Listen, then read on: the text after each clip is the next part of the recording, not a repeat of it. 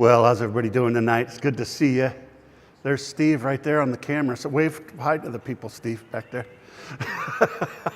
No? You were famous there for about 15 seconds. Not even that much, but how's everybody doing tonight? Doing good? It's nice, cool, beautiful weather today. All right. Who wants to talk about the book of Revelation?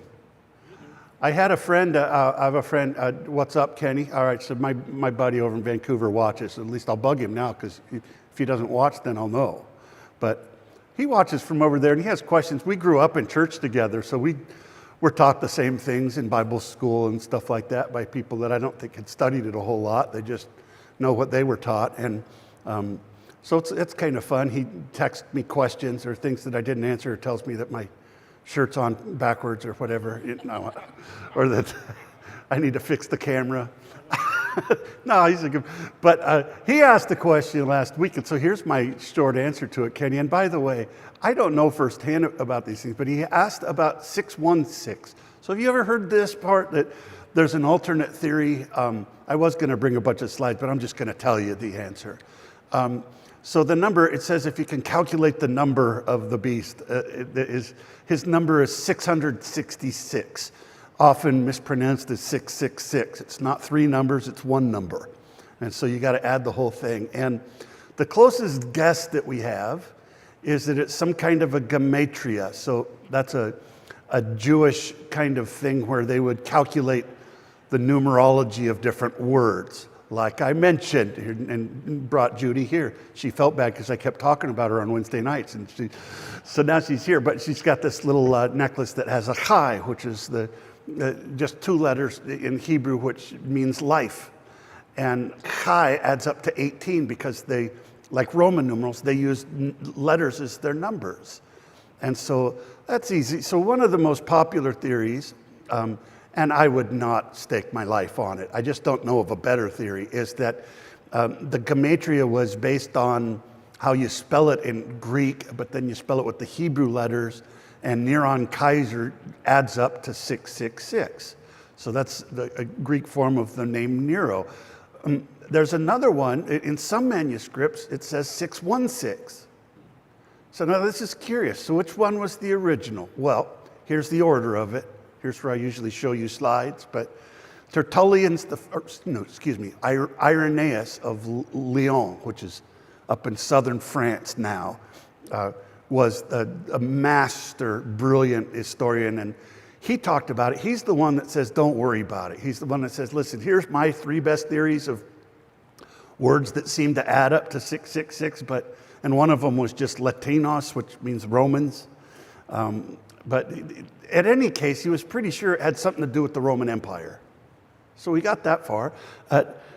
If you spell it Nero Kaiser, which is closer to how it is on the coins and stuff, it adds up to 616.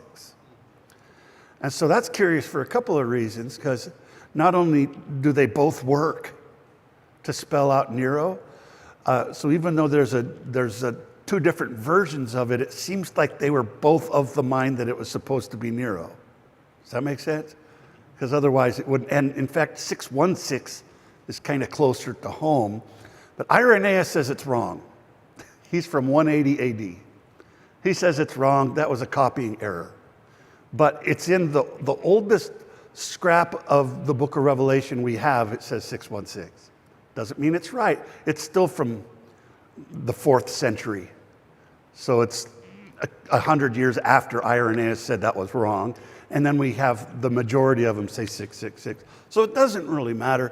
I think because of all of the other things that talk about, and you can go back and watch the end of last week's, but because of all that other evidence that Nero was such a big, large guy, and his persecution of the Christians after the fire in Rome, killing Paul and Peter, and sending a lot of those people into the arenas to get eaten, and burning them on stakes, which is where they got the phrase "the Roman candle."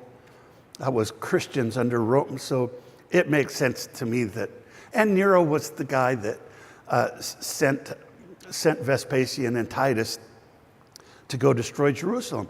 Now, For the first couple of centuries, most of the church fathers were futurists. They read it like you do the first time. Wait, he's talking about this as something that he saw in the past, but is this a prediction of how the world ends?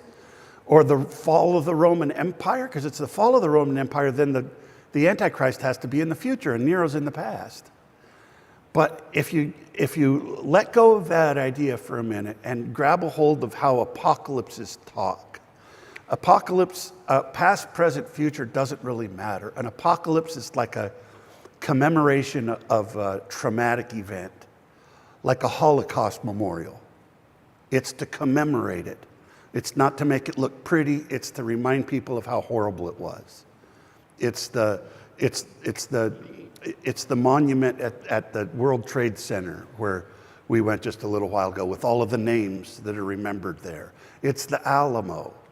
So the generation that the book was written to in the 90s, the first century, the Holocaust or the trauma of their generation was the destruction of Jerusalem. It was the core. It's where their religion started. It's where Jesus would go to the temple. It's where Jesus was crucified. And then 30 some odd years later, the temple is destroyed.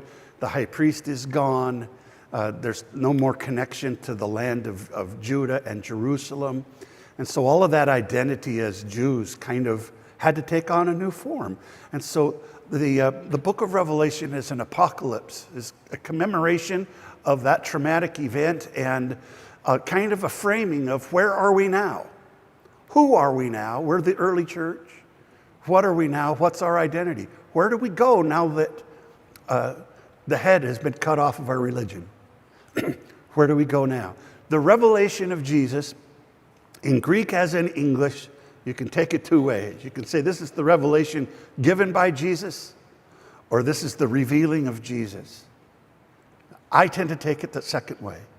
The revelation of Jesus, the book of Revelation is meant to reveal Jesus and to tell the early church who they are.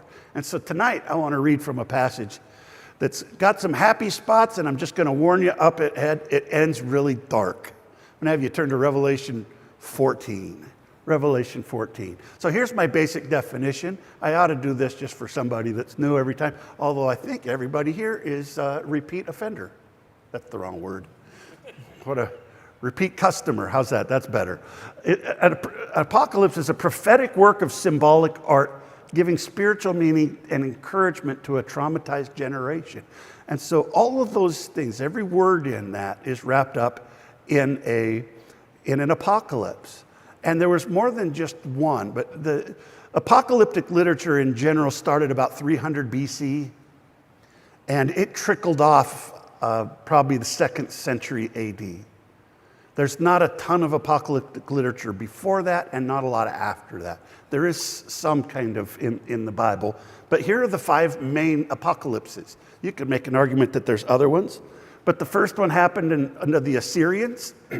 By the way, this is a little too early to be completely apocalyptic because anyway, so Hosea, Isaiah, and Micah, they have sections of them that are kind of apocalyptic. What does it mean to be apocalyptic when the literature is apocalyptic? I just heard somebody use that word wrong the other day again, and it has a completely different meaning today. When you say apocalyptic today, you mean the end of the world, right? You mean like Planet of the Apes or something like that. It's the end of the world and everything's gone wrong. That's apocalyptic. The apocalyptic really has to do with the type or the genre of the literature, how it talks. Some ways you know you're reading an apocalypse. It's like changing from poetry to prose or from a comedy to a documentary. You know, it's important to know what it is that you're looking at. And you know it's an apocalypse, first of all, and you mentioned this last week, I think, the first thing that happens in an apocalypse is an angel shows up or some kind of divine messenger. There's an intermediary that pays you a visit. And then he begins to reveal, oftentimes takes you to someplace else. So now you're on the shores of Galilee, or now you're in the temple, or now you're in a different place. So you take a dream journey to another place in another time. And then it begins to show you these visions, and they're very symbolic. Most of the time, it doesn't explain them. So most of the time, it kind of the goal of it, it's like if you have to explain a joke, it's not a great joke. You know what I mean?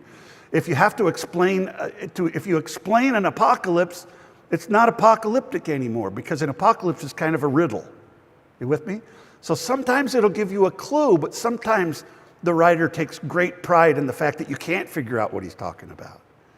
And you say, why would you do that? Well, there was an idea of this form of art that the harder you had to dig for the answer, the more gratifying it was when you found it. The only problem is, within a few generations, so many of the things in the book of Revelation, the Easter eggs were hidden too well. It's like my father-in-law thought the goal was that the kids didn't find the Easter eggs. And there are still 2 or 3 Easter eggs in my mom's backyard because of it, with money. Not a lot of money, but there's, anyway.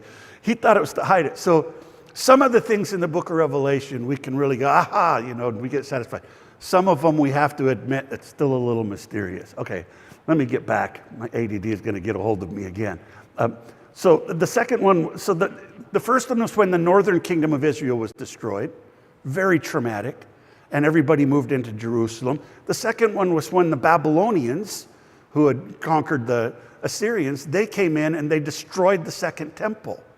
They destroyed Jerusalem, they destroyed the first temple, the one Solomon built. Very traumatic. And people were brought into exile into Babylon. That's the story of Daniel, not the book of Daniel. And then Cyrus the Great took over. The Persians and the Medes conquered the Babylonians and allowed some of the Israelites to come back. And so that was traumatic in and of itself. So there are books like Zechariah that are written at the time of the coming back into the land that's still traumatized by the exile. By the way, the ones during the exile were Joel, Jeremiah, and Ezekiel. We're going to hear a lot from those tonight. And so each one of these, not only did they have their own original poetry and word pictures, but they would borrow from the previous ones.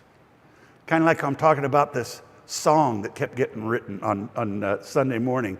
With every one of these traumas, they went back, they found encouragement in the previous apocalypses, right? This is how they talked about it when Babylon was destroyed.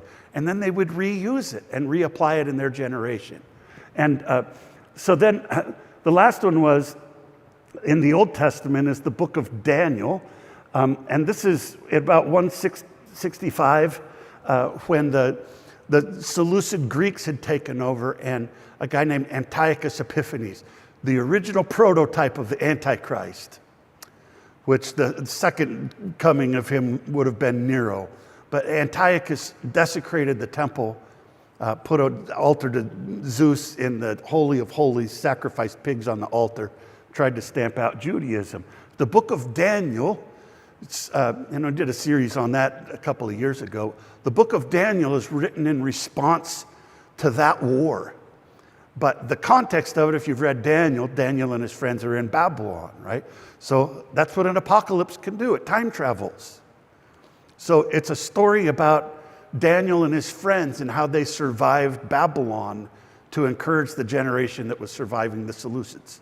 With me? So once again, we're learning from the past. And then when the Romans came along, there was another destruction, and it was huge. And the book of Revelation is the only apocalypse in the New Testament. There were several in between the Testaments, by the way, most famous of which is the book of First Enoch, is a huge apocalypse. Marty just wrote me about that because his son was into it. My son did the same thing. He's a millennial. Millennials are really intrigued about the book of Enoch. I had to do a whole night on the book of Enoch because almost like it's this conspiracy theory that it didn't make it in the Bible. There's no conspiracy theory. It's on the internet. You can read it anytime you want. And go ahead. It's 100 chapters long. And it's not in the Bible. It's weird. You come back and tell me, yeah, that's weird. I'm glad it didn't make it in. So the book of Revelation goes back and quotes from and uses motifs. Remember this word, right? A motif is like a theme that gets reused in literature or in songs, right? The motif of the wandering nameless stranger, the motif of how many buddy cop movies have you seen? Have you ever seen a buddy cop movie where there wasn't an angry sergeant that was always yelling at him and telling him to get out of his office? That's just cliches, right? These are motifs. And so not only do I really appreciate the book of Revelation because how important it's been to church history, but if I could do anything in this series, if I don't answer any of your questions, but I help you a little bit, appreciate how amazing the book of Revelation is. So many people just don't read it because they can't understand it. And I hope that this is a Revelation appreciation class. Anybody appreciate Revelation any more than they did when we started? Good. That's what I hope. I hope you get it. You know, I took a class in college, jazz appreciation, where he walked me through. I loved it because I already love jazz, but hopefully this will help you. Tonight I want to talk about the reaping of the land. And these are two very carefully crafted words. The reaping of the land. And it starts off happy, and I'm just telling you right now, it ends up very dark. In fact, I'm going to skip to the chase and just tell you how this chapter ends, right? This chapter is about the redemption of the early church and the destruction of Jerusalem. So that's what it's about. That's what we have coming, which is for them, you got to scale everything down. But Josephus says somewhere about 1.1 million people died. And I've talked a lot about it, but it was incredibly traumatic for that generation. And in some ways, they never got over it. Tsar Nicholas of Russia, when he formed Russia, went to go look for a religion. And he rejected Islam because they didn't drink. And that was a big deal for Russians. And he rejected Judaism because they lost their temple. That's all those years later. He said, how can that God be the right God if he lets that happen to the temple? And so then he went to Istanbul, which was Constantinople, and he saw an Eastern Orthodox service at the Hagia Sophia, and that's why they became Russian Orthodox. And so the destruction of the temple is a really big deal. So this starts off like this. I saw and behold. I'm not going to do this the whole night. I saw and behold is an apocalyptic intro to a new vision. All right? I looked, and I beheld. We have it like that's how Ezekiel 10:1 starts off. This is telling you we're now in a new scene. Scene. All right? Now we've got a new scene. It's a new time and a new place. These scenes aren't necessarily in order. Some of them kind of follow in order. But most of the visions about destruction we've had up until now were the first parts of the war. In chapter 14, we turn our attention to the destruction of the temple. And when the Romans finally breached the walls, they held out for quite a while, finally breached the walls and destroyed it for good. I looked and beheld, and a lamb standing on Mount Zion. This isn't a trick question. Who's the lamb? Yeah, absolutely right. That's an easy one, right? So now you get it. Did he see an actual lamb? This lamb is symbolic of Jesus. Did he actually look at a lamb, or is he just calling Jesus a lamb? Doesn't matter. It's an apocalypse. It happens in a dream. Don't be so focused on that, right? But the lamb definitely is. So the lamb, and they're standing on Mount Zion. So what is Mount Zion? Mount Zion is a symbolic way of referring to Jerusalem, namely the hill upon which the temple sat. So Mount Zion now, if we ever go to Israel, just got invited to go to Israel today. Aaron from when we went to the Dominican Republic and looked after the kids, you know where they're taking all of the missionary workers next time? Israel. They wanted to know if we wanted to come watch the kids. I'm thinking about it. I don't know if I want to go to Israel and then watch kids. I want to go visit Israel. Maybe unless they paid my way, I might be anyway. Okay. The lamb standing on Mount Zion. So remember, at the writing of this, the temple and Jerusalem has already been destroyed. So that happened in 70 AD. That's a historical fact that nobody doubts. And this book is written somewhere around 95 AD. Irenaeus even said that, sometime toward the end of Domitian's reign. And that was a generation later. So he's standing on Mount Zion. So this locates the vision. What is this vision going to pertain? This vision is in the context, or the location of it is Mount Zion. I was going to say, if we go there, they call Mount Zion just this little knob on the one corner of it. But most of the time, prophetically in the Bible, Zion is a symbolic name for Jerusalem, and it's the Temple Mount. It said, and with him a number, 144,000, having his name and the name of his father written on their foreheads. So a few chapters ago, we talked about the 144,000. You remember this vision? This is a symbolic number. This is not a literal number. Some religions teach that there's only going to be 144,000 people in Jerusalem. Well, I'm going to tell you the rest of the description of these, please, why you have to take this symbolically. The 144,000 is symbolic of that Israel is going to be represented. 12,000 from each tribe. So even though Jerusalem is gone, the core of Israel is not going to be snuffed out. Are you with me? It lives on in the early church. So there's a part of their identity that we carry with us. It says something else, having his name and the name of his father written on their foreheads. So this is an answer to last week, where it says that they had the mark of the beast or his name either on the back of their hand or on their foreheads. Earlier, they were sealed on their foreheads. It kind of goes back to God marking Cain after he killed his brother. He put his seal upon him. So did they actually have something written on their foreheads? No, this is symbolism. So this is the answer. So whose name are you going to have? Are you going to have Jesus' name and God the Father's name? Are you going to have Jesus tattooed on your forehead or 666? Yeah. Well, no duh which one we're going to have, right? But stamped on their forehead. This is kind of like, he belongs to me. I love it. So maybe I should get, the kids nowadays, they put tattoos all over their face. What do you think? Jesus right there? I don't know. I think I'm too old for tattoos, don't you think? He says that I heard a sound from heaven like the sound of many waters. That's a phrase from Ezekiel 1, when the throne room scene where the glory of the Lord departs. So the sound of many waters, and like the sound of a great thunder. That's also Ezekiel 1.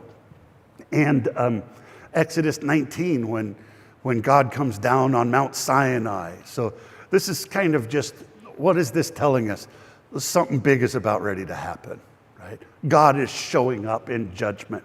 The sound which I heard was that like of harpists playing their harps. Now, I had to study on this a little. Did you know this is the origin of everything you've ever seen of angels playing harps?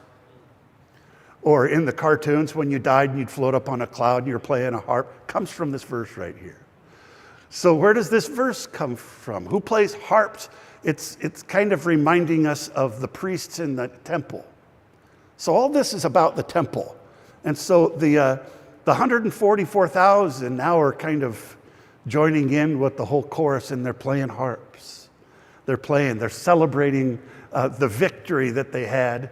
Earlier on it said the 144,000 are those who have come out of that tribulation. So they've come out of the war, they've been rescued. This is the remnant that survived. In Revelation 4, in verse 3, it says, and they sang a new song before the throne. New song is a very often repeated phrase in Isaiah and especially in the Psalms. Whenever I hear the word new song, I always put that after the exile. That's kind of a phrase that they used. I will sing a new song to the Lord. He's put a new song in my mouth. And so the old song was about the pain of the exile in Babylon, but now they've been redeemed, and so now they've got a new song. You turn my mourning into dancing again. All those songs that are happy, like I used to be all the way down, I'm all the way back up again. All those good news passages, most of those were part of that generation that came out of the exile. And some of the greatest gospel phrases that we have, even the very word good news that I say every Sunday, it comes from that post-exile period. And he says, and no one could learn the song except the 144,000, those who had been redeemed out of the land. Does this sound familiar to anybody? Be really impressed. This is the theme of my Sunday morning series. I'm glad it stuck with you so well that obviously I'm not punching it home enough. But the Song of the Redeemed is from Revelation 14. What is the Song of the Redeemed? I love this idea. I could preach a whole sermon on the Song of the Redeemed. Maybe I will. In fact, I am going to. It's going to be the last sermon in the series, right? It's going to culminate with this. So each one of these Old Testament songs that I'm digging up, it ends in Revelation 14. This is the end of the ark. All right, so the song of the redeemed is the song only redeemed people can sing. Hebrews says it's not angels that he helps, but it's people. It's like you and me, people that have been lost. I wonder if anybody in here has been redeemed. Ever been lost and found? Ever been in sin and you've been forgiven? Ever been blind and now you can see? It's the redeemed. It's not the perfect people. It's the imperfect people. It's the wounded people. It's the people that are a little messed up like me, right? A little bit broken. A little bit, I wouldn't make it if it wasn't for Jesus. You know, if you've never been broken, you don't know how to sing a song of the broken. You know what I mean? You don't know. Jesus says, those who are forgiven much love much. And he talks about that woman that came in just bawling her eyes out. And he says, man, this is a precious thing. The song of the redeemed is powerful. And I like this verse. No one could learn the song. Isn't that crazy? Beautiful. No one could learn the song except the 144,000, those who had been redeemed from out of the land. And by the way, I use that last word on purpose. I think most of the places that the word used, both in Hebrew and in Greek in the Bible, the word for land can also be translated earth and can also be translated ground.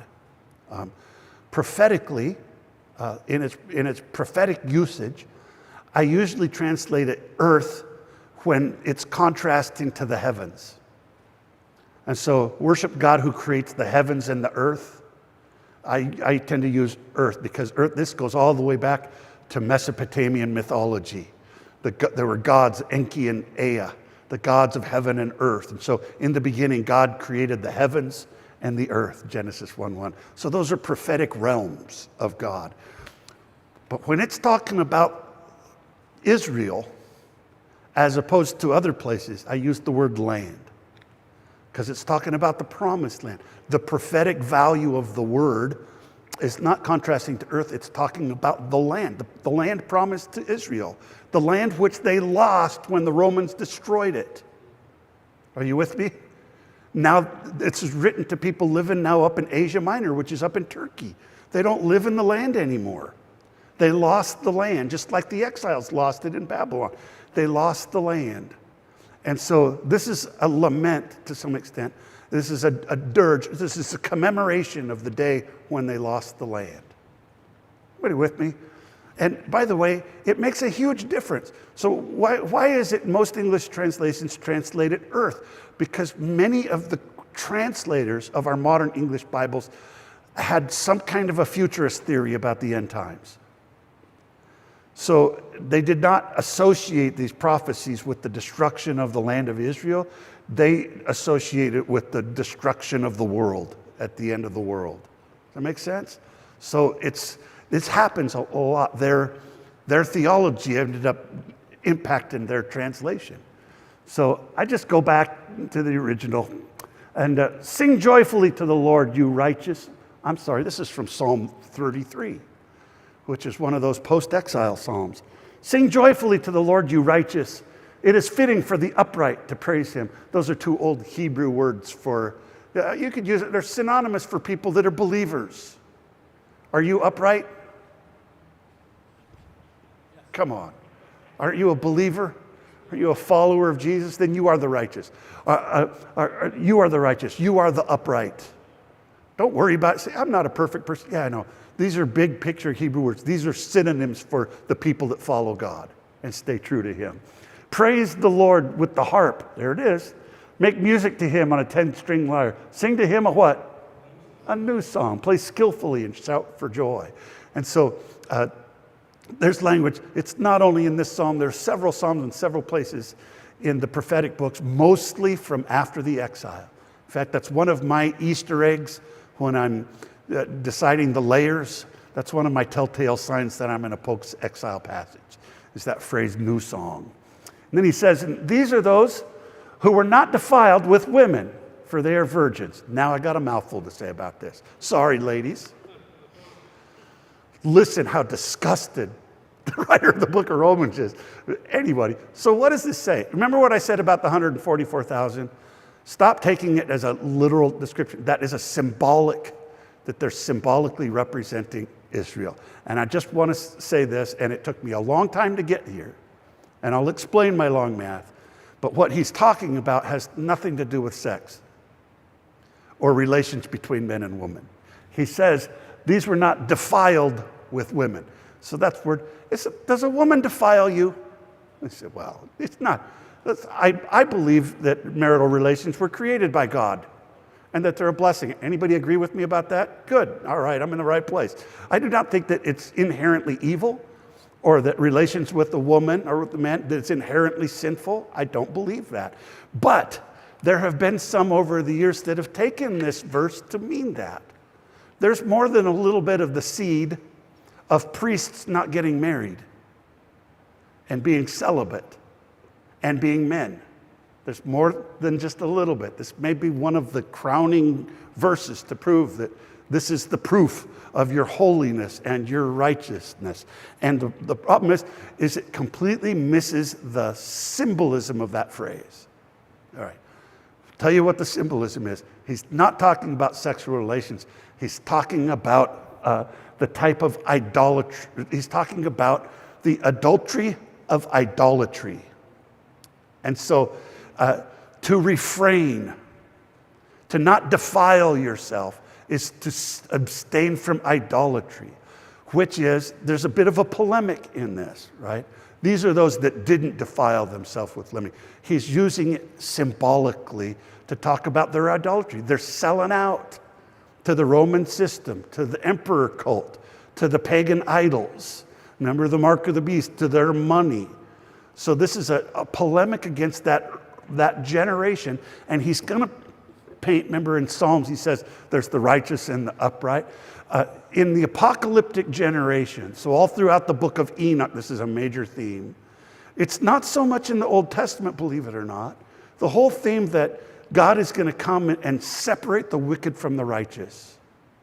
He's going to come and have a final accountability where the sheep and the goats are separated. That's from Jesus. And that was a very apocalyptic idea, became a major theme.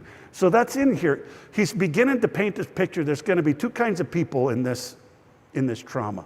There's going to be the righteous and the wicked. There's going to be the faithful woman that we heard about that stood in front of the dragon. Remember the faithful woman with the 12 stars around her head?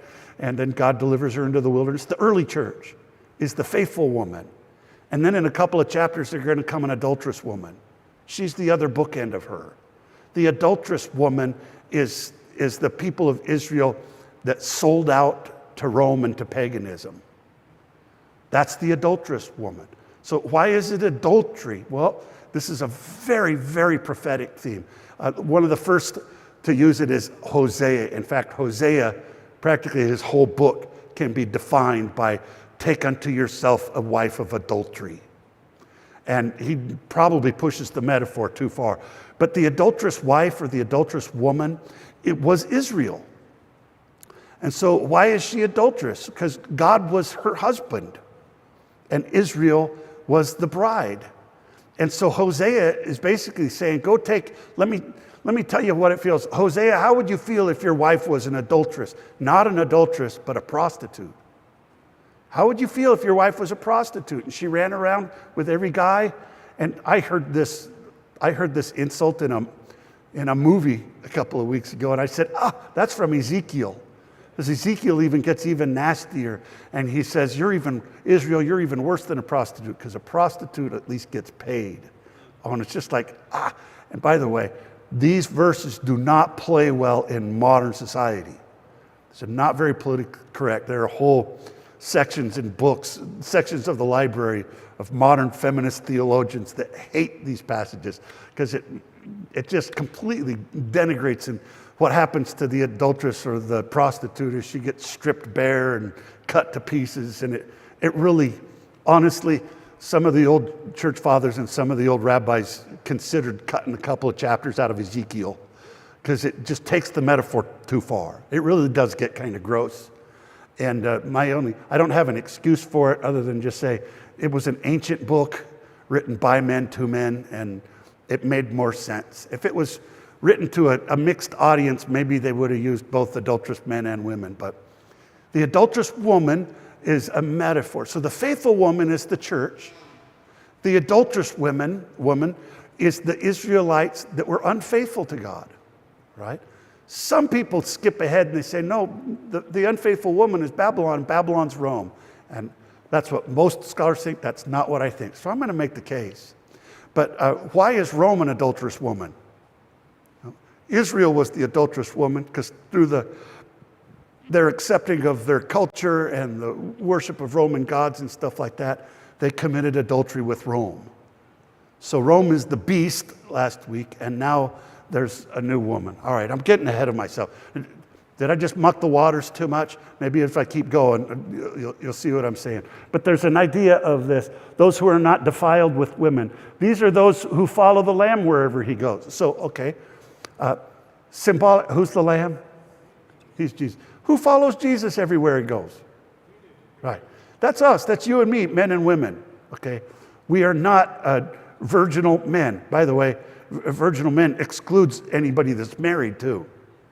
So this isn't just people that don't commit adultery. This is young men who have never been with a woman. Do we really think that's only people going to heaven? This is a symbol. Just like the woman is a symbol of the early church, the 144 virgins are a symbol of the church. And their virginity is a symbol for the fact that we didn't bow down to the enemy and we didn't sell out to Rome. We stayed faithful to Jesus. And we follow him. Are you with me? So these are still symbols. Just like 144,000 is a symbol, so is their virginalness. Although it wouldn't be above me to take it out of context to preach a high school camp. But that's to a group of boys. Just to tell them, you're not going to heaven if you do. Anyway, but all of you look a little bit beyond that. So we know. These are redeemed by Jesus from among men. Okay, so now also he's telling us, these were redeemed by Jesus. So this is the early church, right? The early church are the 144 virgins on the mountain. The first fruits of God and of the Lamb. I love this. So the first fruits, it's like they were the first taken. So they've come, maybe this is those that have gone into heaven. Maybe this is those that were martyred during the first part of that war. He says they're the first fruits.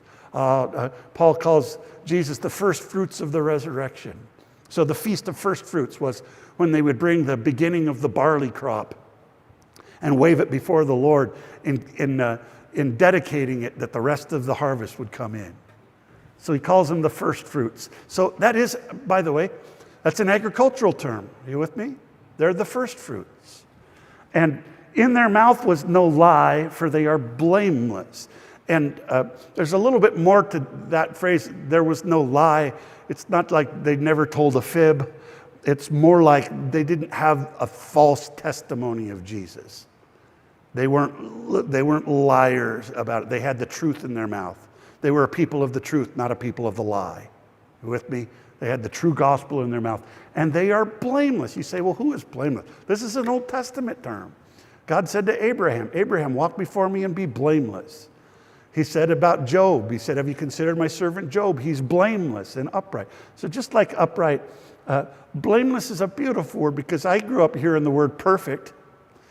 And as a recovering perfectionist, even as a young kid, that really stumbled me. It didn't help me. You know, my Sunday school teacher would say stuff like, well, the whole goal of your walk with the Lord is to be perfect, like God is perfect, only you're never going to get there. So you're saying, so this religion will never, ever work for me. So the word blameless means more like this, is undefiled. It means not that you're something that you're not, but that you're an undefiled version of you. You're unfeigned. You're uncorrupted. You're genuine. Walk before me and be genuine. Be pure in your faith. And I love that part of the word because it's not talking about perfect people. It's talking about genuine people. And that we're genuinely saved and that we genuinely follow after the Lord with our whole heart. Questions about this? Who are the 144 virgins? It's you and me. It's the early church.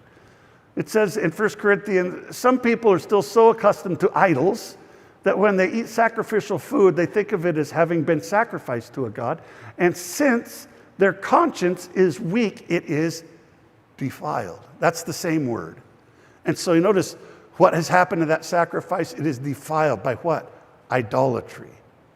So they have not defiled themselves. They have not made themselves impure with women. And in Revelation 3:4, he says at the beginning in his address to Sardis, nevertheless, you have a few names in Sardis that did not defile their garments.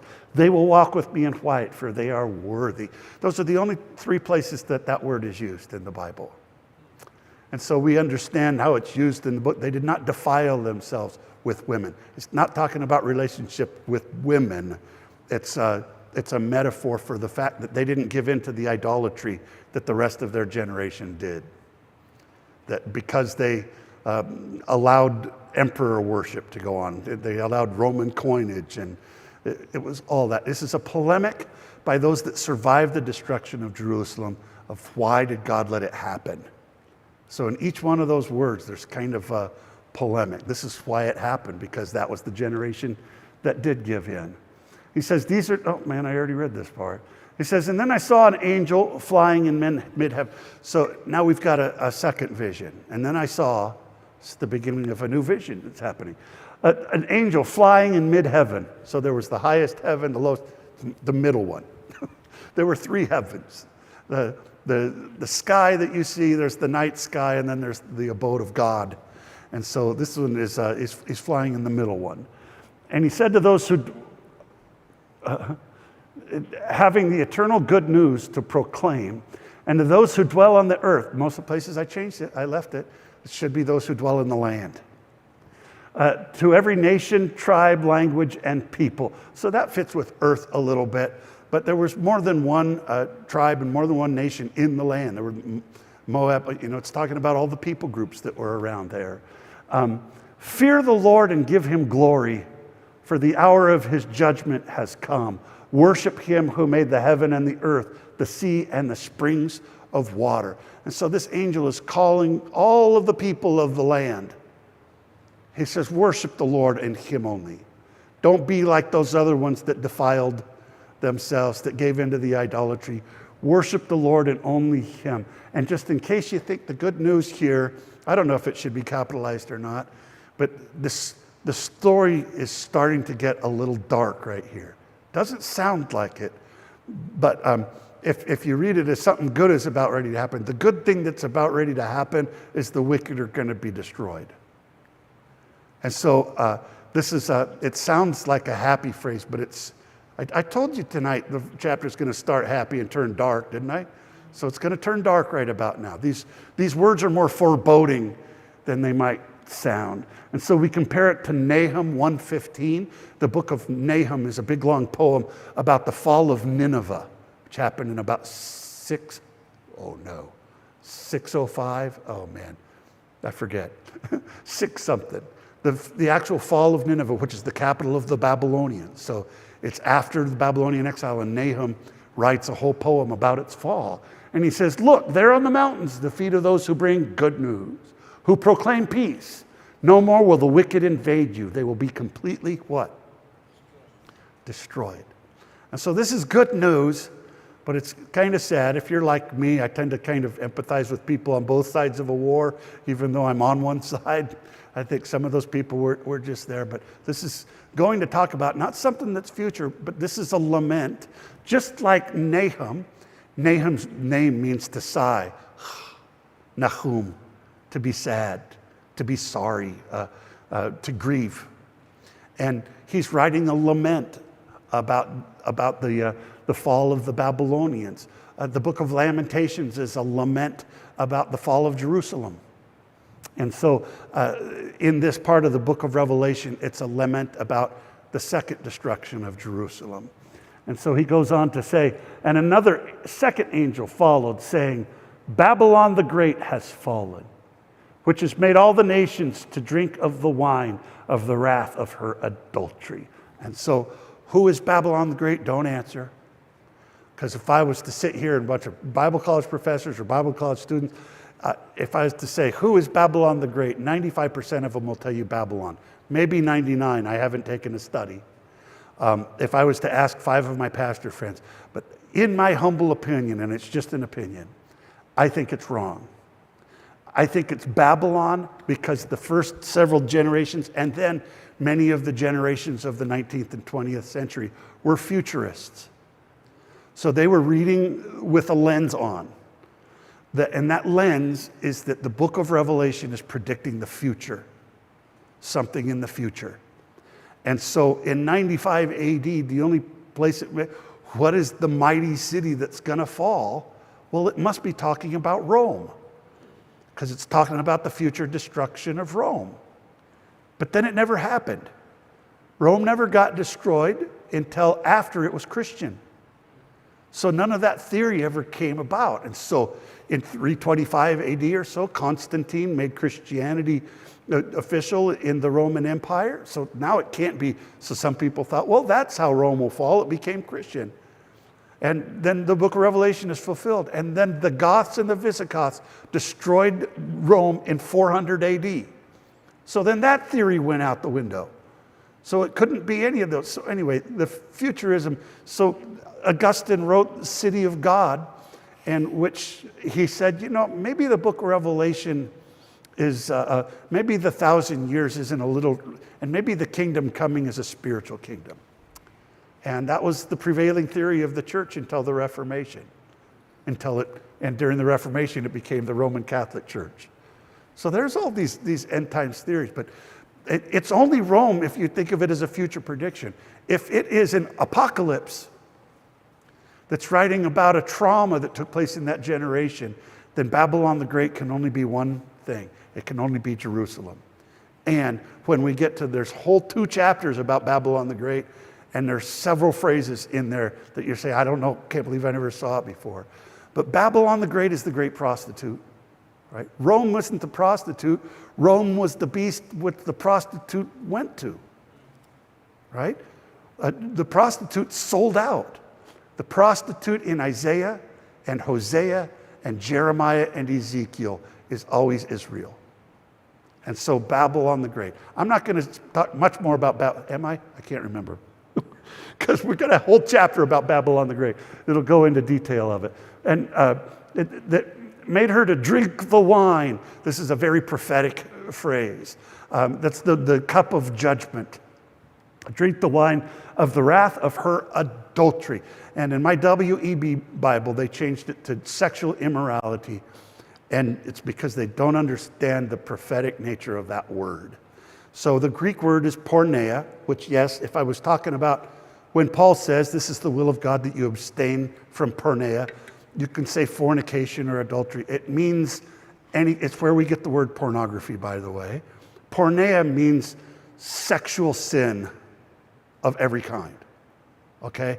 So it's a general word. Sometimes it can mean a specific sin, but it means any sin that's of a sexual nature. And so they look at that and they say, well, it's not adultery. Adultery is when you're married and you go and have sex with somebody else. Porneia is more general. And so it's not talking about this, but no, it is. Babylon the Great is the great adulteress and the great prostitute. And it's important to keep the word adultery because remember, Babylon the Great is not just some myth, it's a people. Adultery was the sin for which Israel or Jerusalem was destroyed. It's adultery not with men and women, but it was adultery against God. And because they rejected Jesus as their Savior and they went after the Roman system, they committed adultery. They became the adulteress. How many are with me? And Jerusalem was the city that took everybody in and made them practice her adultery. And so that's why she's destroyed. Babylon is Jerusalem that gets destroyed. So whatever else, an apocalypse is about the trauma that happened in that generation. And the trauma that happened in that generation was not the destruction of Rome in 400 AD. It was the destruction of Jerusalem in 70 AD. Are you with me so far? Anybody not convinced? You say, feel free to not be convinced. I tell you, without explaining it, I might be able to talk some of my pastor friends in it, but honestly, some of my pastor friends don't study the Bible that much. Just enough for a sermon, and they almost never preach out of Revelation. So we're going to get there. By the way, I'm not alone. There are other very smart Bible scholars that that understand that it's Jerusalem. But in order for it to be Jerusalem, it can't be it can't be a future prediction. It's got to be an apocalyptic retelling of a story. Okay, that's not to say that the book of Revelation doesn't have future visions. It does. I'm just saying up until this point, we're not yet into the future. We're still kind of at the point where Jerusalem is being destroyed.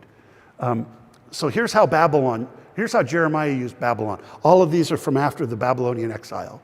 So Babylon became the symbol for the people of God's persecutor. You follow me in that? All right.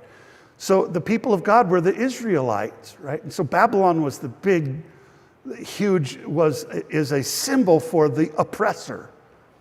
At the writing of the book of Revelation, Babylon did not exist anymore. So when John is saying, fallen, fallen is Babylon the Great was in ruins. That's what Nahum wrote the song about. It was in ruins. You can visit it now. It's in Iraq. But it's just ruins. It doesn't exist. So Babylon is being resurrected now as a metaphor, and it's a metaphor for the new persecutor of the people of God. Who was that persecutor in the first century? It was the Jerusalem system. They brought Jesus into Jerusalem. They judged him there. They tried him. Between the high priests and Herod Antipas and Pontius Pilate, that's who killed Jesus.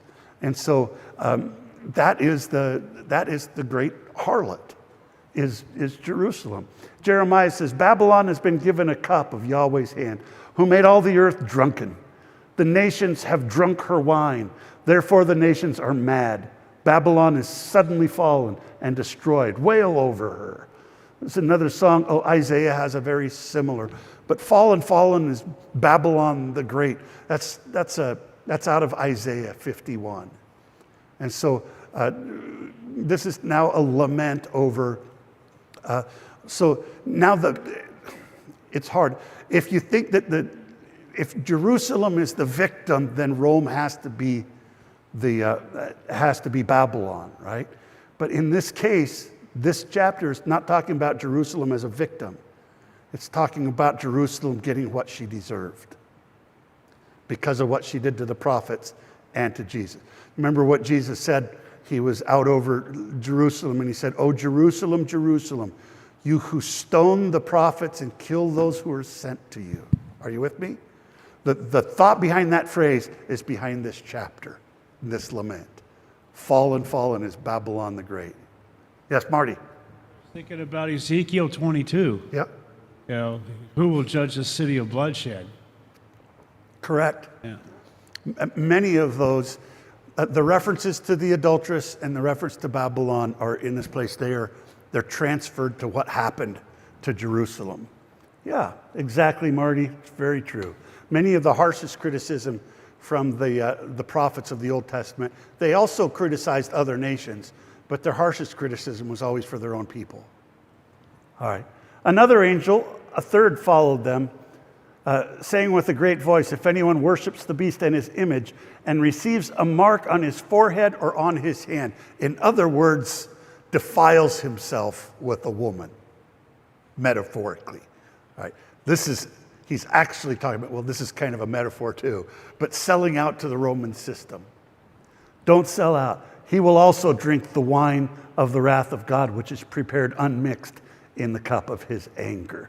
Oh, I did put Isaiah 51 on there. Awake, awake, rise up, Jerusalem. Hear what it is? You who have drunk from the hand of the Lord the cup of his wrath. You who have drained it to its dregs, the goblet that makes people stagger. So the prophecy was about Jerusalem. So is Revelation 14. Jeremiah also says, "So I took up the cup from the Lord's hand and I made all the nations to whom he sent me drink it. Jerusalem and the towns of Judah, its kings and officials, to make them a ruin and an object of horror and scorn and a curse." Both of those passages are about the first destruction of Jerusalem, the first destruction of the temple in 586. And now John is reusing the adulteress and Babylon and the cup of his wrath about the second destruction of Jerusalem and the temple in 70 AD. Yep. Questions? Keep going. What verse am I in? Oh, he says, and he will be tormented. What time is it? Okay, good. He will be tormented with fire and sulfur. Fire and sulfur come from Sodom and Gomorrah. And so those images or motifs are going to get reused. So Jerusalem and its destruction are going to be likened to Sodom and Gomorrah, where, Lot and his wife left and don't turn back through the plains, right? It's also going to be Egypt, when they fled from Egypt and God poured out plagues on their heads, on the Egyptians and then the people of Israel. So the plague language is going to use, especially the next chapter. The next chapter is almost like a whole retelling of the Exodus, and there's one plague after another. So Sodom and Gomorrah, there's one more. Anyway, and in the presence of the holy angels, in the presence of the Lamb, the smoke of their torment goes up forever and ever. They have no rest day and night. Those who worship the beast in his image, and whoever receives the mark of his name. So he keeps going back, and he's telling us, who are those? Okay, there's those that didn't defile themselves, the 144,000, and there's those that did. And that's these. And so that's the difference. Those that got destroyed in Jerusalem were those, it's a polemic that's saying they got what they deserved. Or this is why God let Jerusalem be destroyed by the Romans. So it's because of all of their idolatry. In First Enoch, remember First Enoch? It's not in the Bible, but it's a really, really great book to inform us of how Jewish apocalyptic thinking thought between the two testaments. So the earliest parts are from about 300 BC and on up to about 100 BC. So this is there's a lot of the book of Enoch in the book of Revelation. It quotes from it, just like it quotes from the Old Testament prophets. It didn't make it into the canon, and I agree with that. But there's no conspiracy. You can read it on the internet. You read it and you say, yeah, that's weird. That shouldn't be in there. But it's weird. It helps you to understand how Revelation thought. And I told you this already. The 200 years between the two testaments was when the idea that at the end of the age, God was going to separate the good and the evil. And he was going to reward the righteous and punish the evil people. And they shall see those who were, this is how it talks, and they shall see those who were born in darkness, led into darkness, while the righteous shall be resplendent. And the sinners shall cry aloud and see them resplendent. And they instead will go where the days and the seasons are prescribed for them. And so even there's a little bit of this in this passage, but there's this kind of idea in Enoch that when God finally separates the wicked from the righteous, it's not quite there, but he says it's even going to be so satisfying that the righteous are going to kind of get to see what the wicked go through, and the wicked are going to see what the righteous get, and they're going to go, oh man, I missed it. I can't believe it. So there's a little bit of that in the story that Jesus tells about the rich man and Lazarus, right? Oh, my life growing up, I said, where did he get rich man and Lazarus? That's not in the Old Testament. It's a kind of an idea that fits right in with the book of Enoch, including there being a great chasm. He says, I can't bring you a cup of water because between you and me, there's a great chasm fixed. I said, where's that in the Old Testament? It's not, it's in Enoch. So anyway. And here is the patience of the saints. Okay, questions so far? Herein is the patience of the saints. This is what I could never understand. By the way, let me just pause for a second. Because I grew up being taught about a rapture and expecting a rapture. And when I was in Bible college, I took a class. And my professor, by the way, just like a Foursquare, he was a Baptist professor, and he was full-on dispensationalist. So I could come out, I could draw the charts, I knew all the theories and stuff. But he gave us an assignment. He says, where does the rapture happen in the book of Revelation? Does anybody have any notion? What's that? Yeah, right between chapter 3 and 4. And it doesn't ever mention it, except for this phrase. He starts a vision and he says, and then the Lord, it caught me up into heaven and said, come up here. That was it. All right. But the assignment was, read the whole book of Revelation and tell me when the rapture happens. Him believing in the rapture and stuff. And I read it all. I could not find it anywhere, except when you get to Revelation 14. And then this weird thing called the harvest of the earth happens. And so for a long while, I kind of thought, well, maybe it's in the harvest. So I wrote a whole paper about it back into my claims, and I got an A-. And here's literally, I still never forgot what Dr. Rollins wrote on that paper. He said, A-, great paper, but you're all wrong about the rapture. And I said, how can I be wrong about it? It's right there on the page. He says, because you and 11 other people believe this. I said, that's not true. It's actually, there is one of the theories that's called the pre-wrath rapture, which puts it right here in the harvest. But anyway, just the language. So one of my questions is always, as I was questioning, because every one of the theories that I'm taught, that's why I'm not really all that dogmatic about which theory you choose, or that you have to follow my theory. It's because every one of them, there's a verse that just contradicts it. And the rapture most plainly is spelled out as 1 Thessalonians 4. But if the saints were raptured in chapter 3, then what are they still doing here? See what I mean? I run into something and I just go, wait, okay, then how come in 14 he says this calls for patient endurance of the saints? I thought the saints were gone. So there you go. There's one of those many. Then somebody will say, yeah, that proves that it's post-trib rapture. It doesn't prove anything other than this is a really hard book to nail down. So it's not a proof. It's just kind of a curiosity to me. I always underline that word. So what are the saints doing here? By the way, there is an explanation if you're a pre-trib rapturist.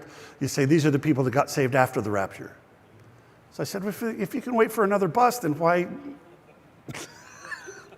do I need to worry about it?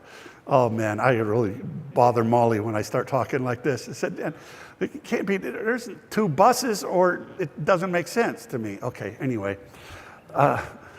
Those who keep the commandments of God and the faith of Jesus, raise your hand. If you keep God's commandments, you have faith in Jesus, that's you, right? These are those, the patients, you're the saints. You're the 144,000. And I heard the voice from heaven saying, right, blessed are the dead. What? Who die in the Lord from now on. Now this isn't getting very happy right here. Die in the Lord? Yes, says the Spirit, they will rest from their labors, for their works will follow them. This is also very Enochian. It says that goodness and joy and glory are prepared for them and written down for the spirits of those who have died in righteousness, and that manifold good shall be given to you in recompense for your labors, and that your lot is abundantly beyond the lot of the living. There is not a lot in the Old Testament about the afterlife. Have you ever noticed that? Most of what we know and believe in our Christian faith comes from the New Testament and from books like this between the Testaments. And so it talks about this life a lot in the Hebrew Bible. I didn't say it never talks about it, but very little of the Old Testament is concerned with the afterlife. Afterlife kind of came along more in the generation of the Greeks. Anybody? All right, I'm going to keep going. But it's definitely in the book of Revelation and in the teachings of Jesus that there's going to be a reward and a punishment someday, right? After this life, there's an accountability. Verse 14, he says, and look, and behold, a white cloud, and on the cloud one sitting like a son of man, having in his head a golden crown, and in his hand a sharp sickle. I'm not going to ask you the question because I don't like to trick people. But if I was to say, who is the Son of Man? You say, it's Jesus. I don't think it is in this phrase. Son of Man is a phrase that can go either way. Sometimes it's about Jesus. The word in the Aramaic, it comes from Daniel. In Daniel was written in Aramaic, and it's Bar Enosh. So the Bar Enosh was this vision he saw. Did I put it in there? It comes from Revelation chapter 7. And one like a son of man comes before the throne of the Ancient of Days. Both, I think the Ancient of Days is David, and the Bar Enosh is that generation. So it was originally about Israel. But by the time Jesus came along, Books like Enoch and different ones had made the Son of Man almost an interchangeable title with Messiah. And so when Jesus comes along, he calls himself the Son of Man a lot. The Son of Man has no place to lay his head.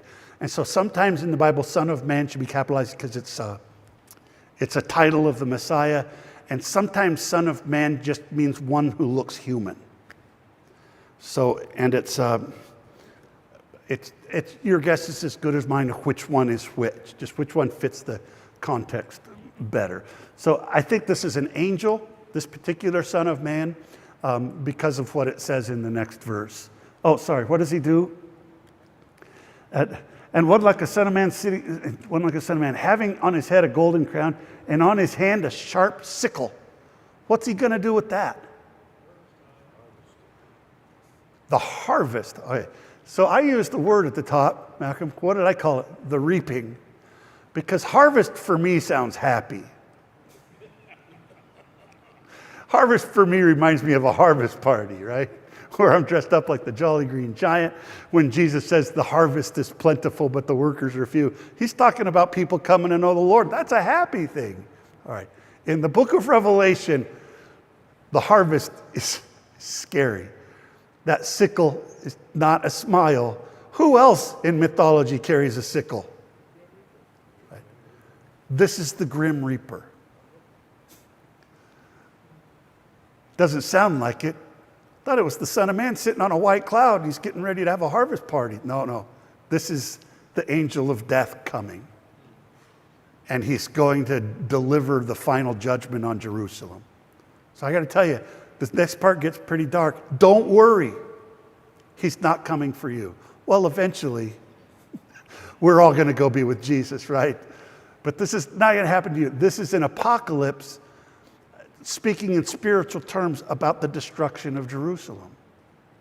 And he says, just like he did in all of those other Old Testament apocalypses, about the original destruction of Jerusalem, about the destruction of Babylon, all of those things, swing your sickle.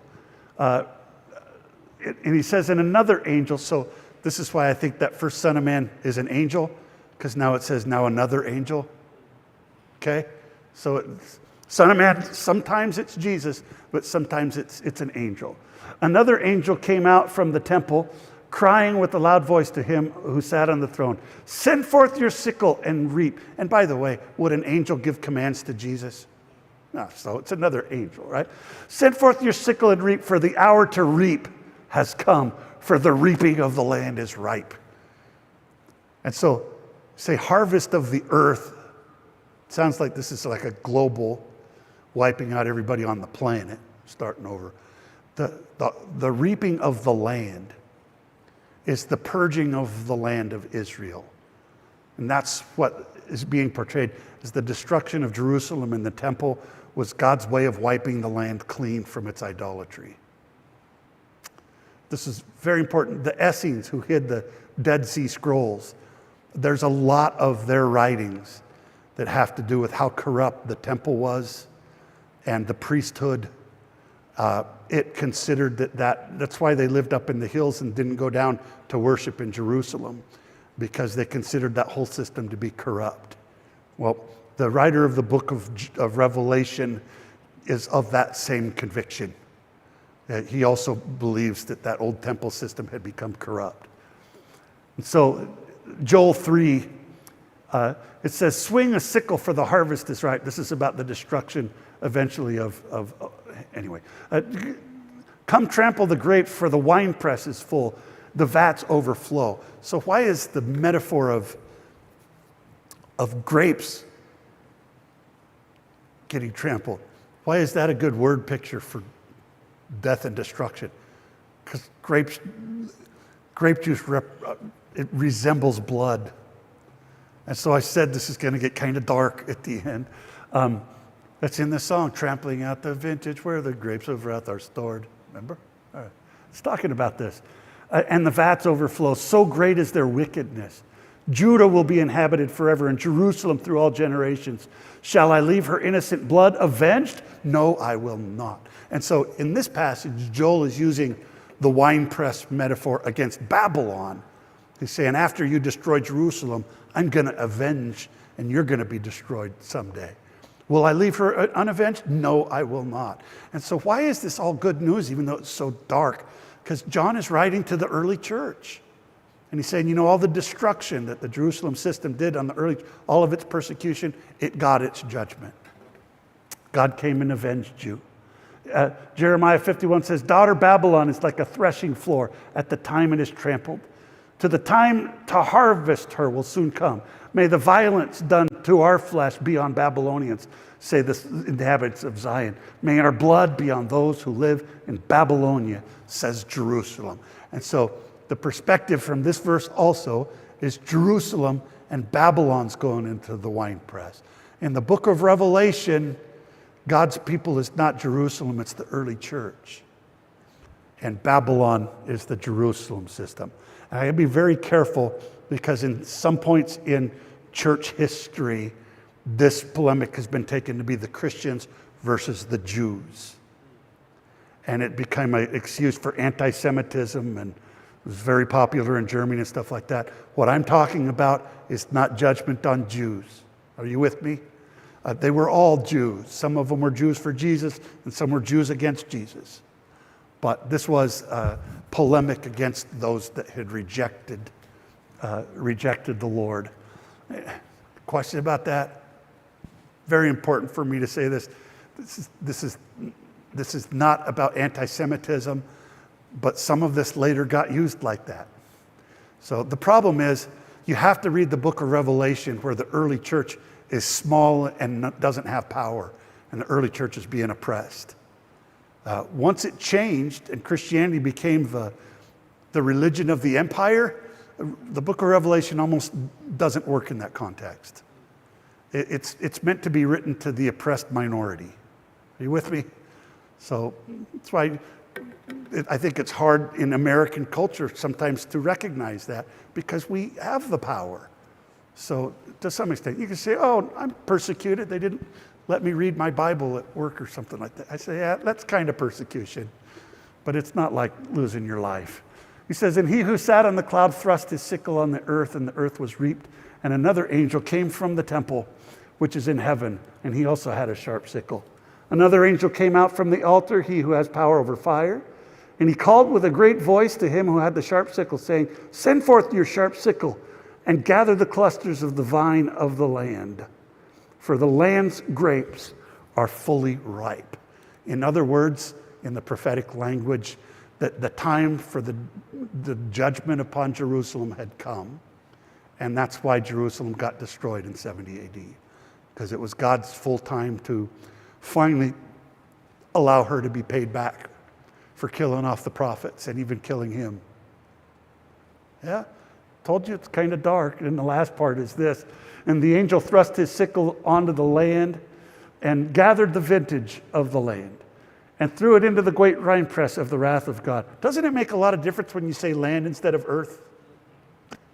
Because now it's a prophetically understanding the context of it, which remember right at the beginning, it says, there the Lamb sat on Mount Zion. So it's mentioned it several times that it's not talking about something future or this global judgment. This is talking about the judgment on Jerusalem itself, very specifically.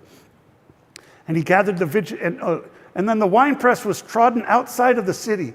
Outside of the what? The what? What city? It's got to be Jerusalem. So this is not talking about a global judgment. This is talking about a city.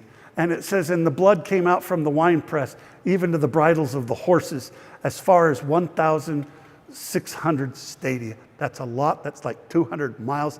It's a metaphorical number. In other words, there was a lot of blood. So I want to end with a couple of comparative passages. Isaiah 63 is also very dark. It says, I have trodden the winepress alone. This is the voice of the Lord speaking. It's really kind of scary.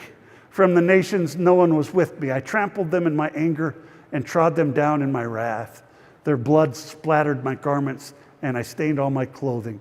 It was for me the day of vengeance. The year for me to redeem had come. So he's talking about the vengeance upon the enemies.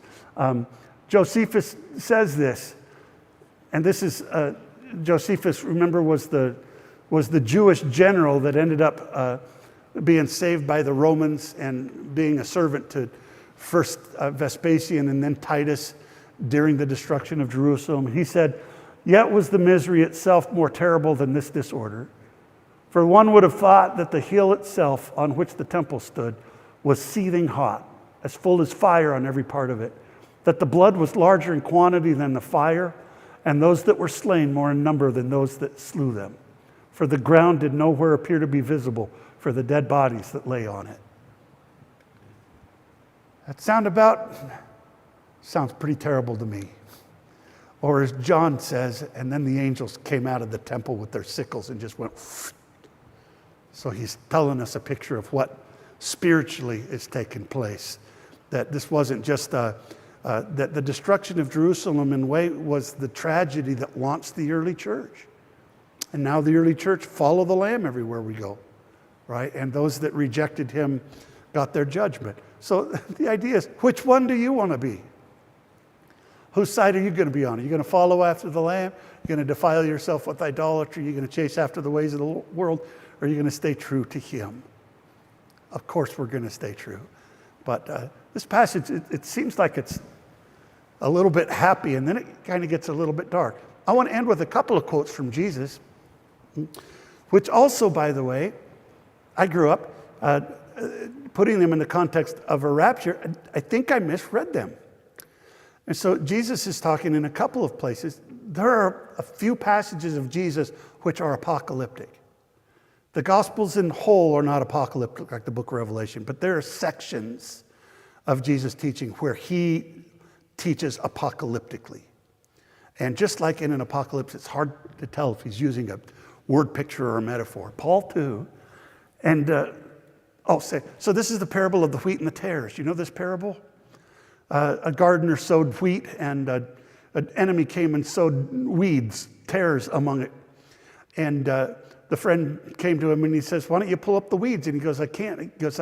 He goes, "Because then I'll pull up the wheat. I got to wait for the end, and then I'll pull the weeds out and I'll burn them, and then I'll gather the harvest in." Then a little later on, it's one of the only parables that Jesus explained.